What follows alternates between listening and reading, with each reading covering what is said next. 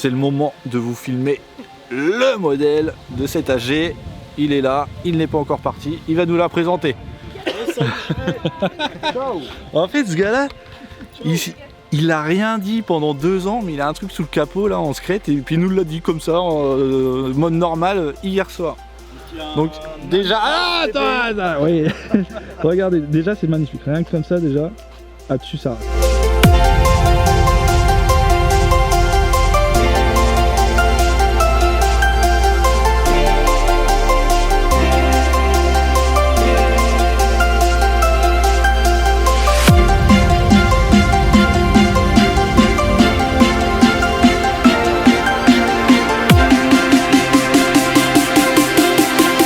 Moi c'est Bastien, alias Lordac.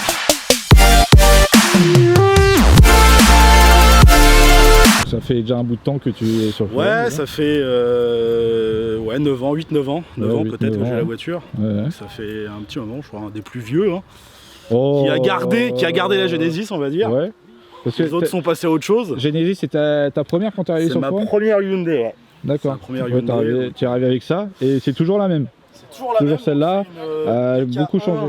BK1 V6 de 2011, donc une phase 1, mais avec une conversion phase 2. Phase 2, c'est tu as changé le capot. Alors, et le pare-choc avant. Capot, pare-choc, les phares, support moteur derrière, support radiateur, excusez-moi. Oui, parce qu'on m'a dit pour convertir phase 1 à phase 2, c'est tout un bordel. Ça se fait. Ça se fait. C'est un bordel. C'est un bordel. Oui, mais ça se fait, mais quand on va voir ce qu'il y a sous le capot, il dit c'est un truc compliqué, il dit ouais, ça se fait. Ça se fait. Ça fait au moins 5-6 ans que j'ai fait la conversion. D'accord. Je suis resté à peu près 4 ans avec la face d'origine. Hein. C'est une lame que tu as rajoutée dans le carbone, non? Ouais, c'est une lame fait maison.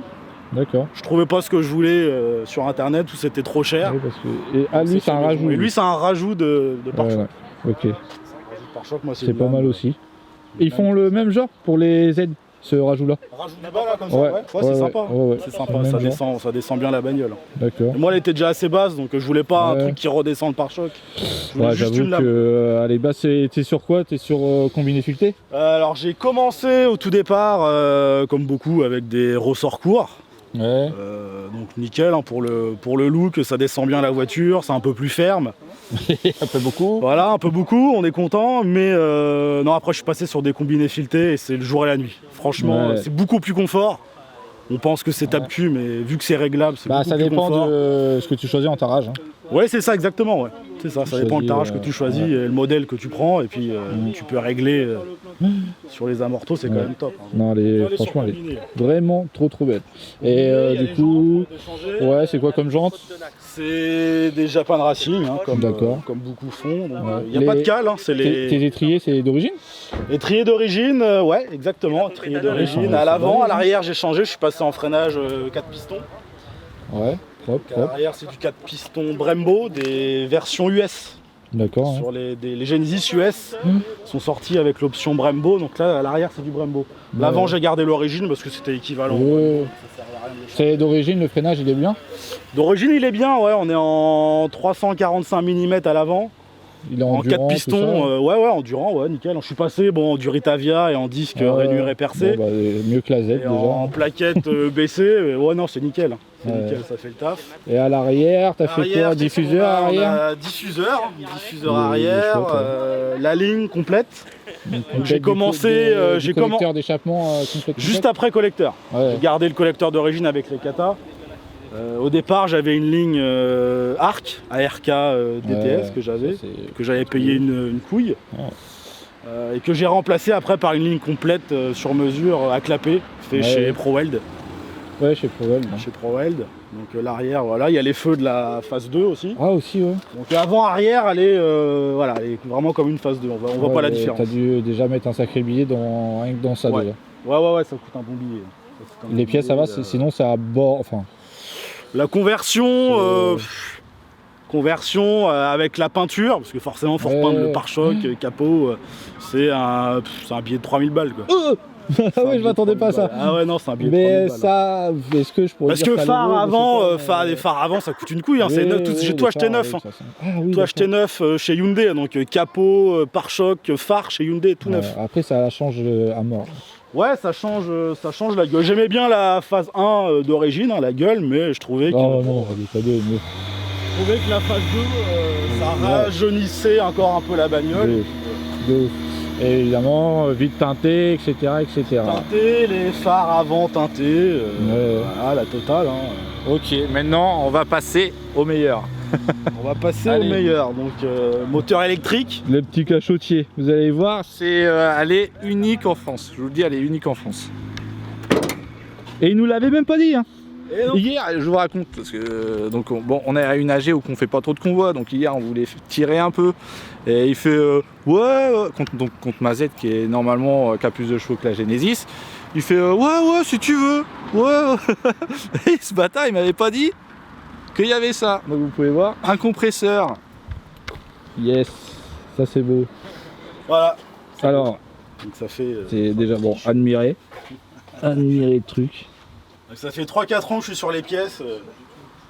Et ça fait 2 ans que tu roules comme ça, tu disais? Ça fait 2 ans que je roule avec le compresseur. Donc c'est fiabilisé, tout ça. Alors raconte-nous, c'est quoi ta prépa?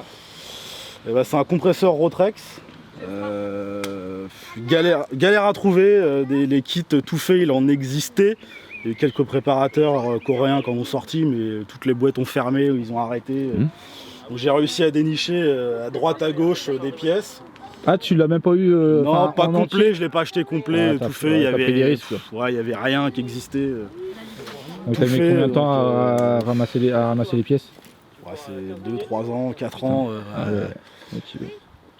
Voilà, puis quand j'ai eu toutes les pièces, après j'ai hésité aussi. J'ai dit putain, qu'est-ce que je fais? Je le monte pas, je vais tout casser ou je vais pas tout casser? Au début t'es motivé, et puis, après, c'est le jour J, tu dis est-ce que je fais vraiment une connerie ou j'ai raison? Et puis au final non, t'as pas fait une connerie. Non, ça fonctionne bien, je l'ai monté en juin 2021, donc ça fait 2 ans.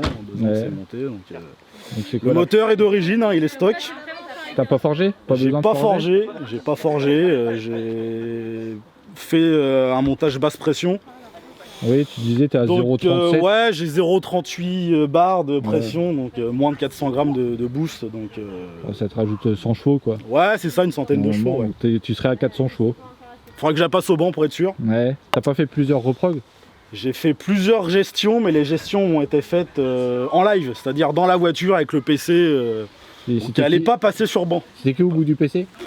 Au bout du PC, c'était des Coréens, donc chez eux là-bas en Corée, qui ont pris la main sur mon PC portable. Pendant que je conduisais, que je faisais des datalogues. Ils sont bons. Ils ont ajusté la carte en direct quoi. Donc voilà, c'est ça. Ils auraient pu dire on va te niquer, mais non. Donc plusieurs essais, plusieurs cartos. Ils connaissaient déjà ce compresseur là. Ils avaient, ils connaissaient là-bas, ils connaissaient. Hein, et donc c'est quoi comme la spécificité de ce compresseur là? L'avantage c'est comme un mélange de turbo et de compresseur. En fait c'est un turbo, mais qui est entraîné par une courroie tout simplement. C'est vraiment la même forme qu'un turbo, le même fonctionnement, c'est pareil. Donc voilà, le compresseur est là, l'entrée d'air, ça compresse ici, ça part ici. Ça va dans l'échangeur. Qu'on ne voit pas. Qui est là devant, ça remonte là, puis ça va au papillon. Et là. Et voilà, donc il y a une belle dump valve au passage, donc comme un montage turbo. Ouais, c'est beau. Voilà. La seule chose que j'ai fait, vu que je voulais pas forger, j'ai dit on va tenter quelque chose, j'ai juste fait par précaution. Mais si j'aurais pas fait le montage compresseur, je l'aurais fait quand même, c'était de changer les coussinets de bielle. Ah ouais? Ouais, sur les V6. T'es motivé toi. Sur les V6 même d'origine. Il y a eu des casses. Hein. En France, pas beaucoup parce que. Ils n'ont pas changé. Hein. En France, il n'y a pas beaucoup de modèles, donc c'est pas vraiment représentatif des pannes qu'il peut y avoir sur le V6. Mais aux États-Unis, sur des blocs complètement d'origine, même pas préparés, rien, il y en a plein qui sont des coussinets. Donc. T'as fait ça toi-même? J'ai fait ça moi-même, ouais. Donc, j'ai monté des coussinets renforcés au passage, tant qu'à faire, donc des trimétal renforcés. Donc voilà, au passage j'ai fait la distribution, la chaîne, donc la chaîne de distrib est neuve. C'est tout, et on verra quand ça pète. Le petit câble là pour amortir. Ouais, pour éviter le mouvement du moteur, pour le retenir, ouais. Ah, c'est beau, c'est beau. Et il nous l'avait pas dit, hein. Il a fait ça en secrète. Eh ouais. Dans la face avant, on voit pas, mais il y a 4 radiateurs qui a été rajoutés. Oui, t'as fait un radiateur d'huile aussi. T'as l'échangeur, hein, forcément, l'échangeur pour le compresseur. Non, on voit pas du tout. T'as un radiateur, radiateur d'huile du compresseur, parce que le compresseur a son propre système de lubrification. En général, c'est un gros bac. Et bah il est là, le réservoir. Le réservoir d'huile du compresseur, il est là. Ah ouais, d'accord, c'est tout petit, ouais. Donc ça va dans un radiateur. Après, t'as le radiateur d'huile moteur que j'ai rajouté. Ouais. Ouais, en plus tu me disais ça chauffe pas toi. Non, tu tournes à 80 ouais, 80-85 degrés de température d'huile moteur. Donc ouais, la Z, je suis tout d'origine, je tape dedans, je suis déjà à 110. Ah ouais, non, moi je suis jamais monté à plus de 87-88 degrés. Ouais, c'est quand même fiable. Et radiateur de boîte. Aussi, ouais. Boîte, pas mal, de pas vitesse, mal. Ah, pas mal. Donc c'est pareil, la boîte tu lui rajoutes 100 chevaux dans la gueule et du couple. Donc, ouais, moi c'est pareil. Tiens, elle est costaud la boîte. Des fois elle chauffe et du coup, genre elle se met en sécurité ou en dégradé. Il fait plus, ouais. C'est une cata. Donc tu vois, les Genesis c'est beaucoup plus fiable que les Z. Bah écoute, ouais, j'ai jamais réussi à la mettre en sécurité la boîte. Donc, Ah non, t'as fait une belle prépa. T'as moyen de l'allumer? Oui. Tu m'as dit que t'avais des manos du coup à l'intérieur. Ouais. Ah oui, allez-y, allez-y. Et un peu de... C'est combien de chevaux là? Là c'est un peu plus de 400 là. Mais ils sont cachés tes manos? Et ben en fait je voulais pas mettre des manos. Donc que ça soit ici ou ici, je voulais pas de manos visibles. Donc ce que j'ai fait, je suis passé sur un système de dashboard électronique. Donc en fait c'est un boîtier où tous les manos, les sondes de manos sont raccordées dessus et après c'est raccordé à l'écran. Ah putain. Donc en fait c'est... Là on va voir là du coup. C'est le style...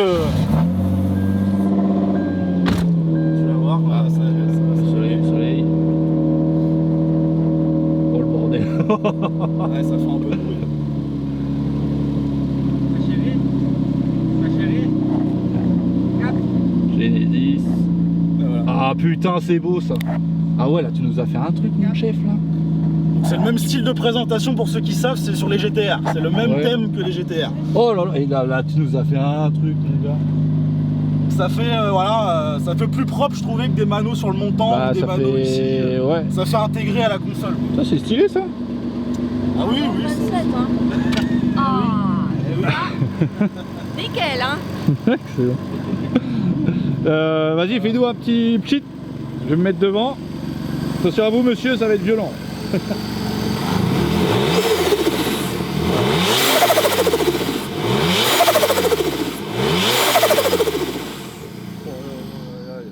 Non franchement les gars, il nous a fait un petit truc le Bastien là.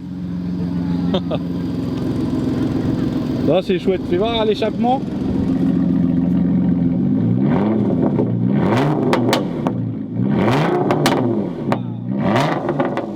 Non c'est beau, c'est beau, c'est beau. C'est bon pour le bruit.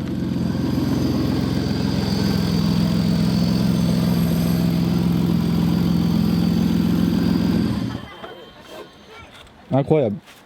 Incroyable. Ah, même quand je te suivais tout à l'heure, oh, les retours. Fait des déflagrations. Les Coréens, ils t'ont fait une bonne gestion. Hein. Franchement là. Ouais, non, nickel, hein, y a rien à dire, la gestion est bonne. Bah, avec l'AFR, tu peux un peu suivre ce que ça donne. Ouais, elle roule. Ouais, t'as pas de défaut, t'as rien. Bah écoute, comme je t'ai dit, le jour où tu la plantes, tu peux plus rouler avec, moi je te la rachète et je ferai du drift avec. Donc on a dit 35. Elle est vendue. Et du coup, toute la prépa comme ça t'a coûté combien? Y en a la prépa, on pense jamais, on se met un prix dans la tête, c'est jamais ça.